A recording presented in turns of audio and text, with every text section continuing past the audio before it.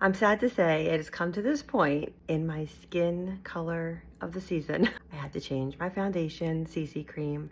So what I'm doing is I'm going to try today to take the color I typically wear, which is light to medium CC cream, and I'm going to add in just a smidgen of the very light. So what I'm going to do is I put a little bit of the light to medium on the back of my hand, and then I'm going to take the very light and put a little bit of that into the mixture, just like this. It's a brand new bottle, so I had to refill my CC cream and mix them together a little bit in the back of my hand.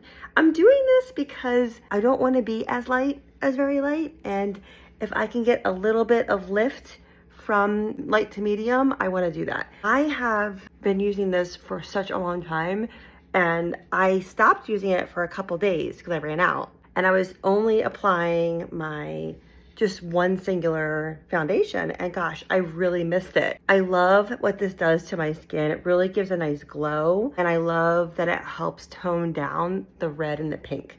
So if you're somebody who has a lot of red, especially through this part of your face, you would love this product, and it's easy. It goes on very light. I'm using our liquid foundation brush to apply it. Another option would be the blending brush, which looks like this. These are actually bristles, not a sponge. So if you want to get a fuller application out of your foundations or your CC cream, you could use this brush, which gives a fuller coverage out of the product without looking heavy, of course.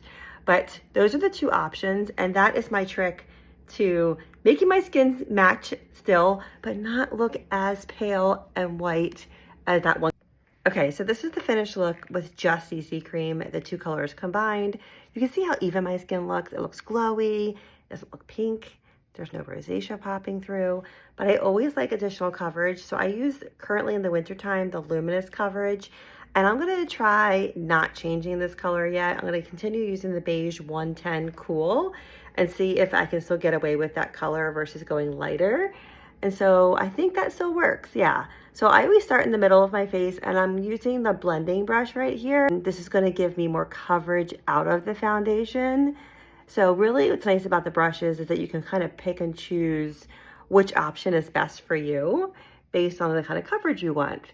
So I'm gonna go ahead and finish blending this out. It still matches, and I'm happy with that. So when it comes to foundation, and the color selection is super important, and it's very common to need to change your colors in the middle of a season because our skin loses pigmentation, especially if you've been in the sun in the summer months, and we are now in the dead of winter, and you just need to change things. So I'm now putting on my concealer and my under eye corrector to make my eyes look like they are awake, and I'll be ready to put my makeup on. And the final step in my coverage before I start doing any color makeup is the Silky Setting Powder. I am currently using the Medium Ivory Silky Setting Powder, and I love this because it does give some additional coverage, but it's plant-based, and what it does is it acts like a filter on your face. So it's like I'm filtering my skin.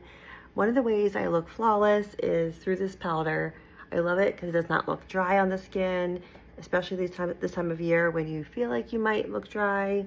As long as you have good skincare and you're exfoliating, your skin should not look dry, even if you have dry skin. So if you're experiencing that and you feel like you can see dryness, send me a DM so we can help fix that problem for you. So now I'm ready to do my color makeup. I'm all ready to go.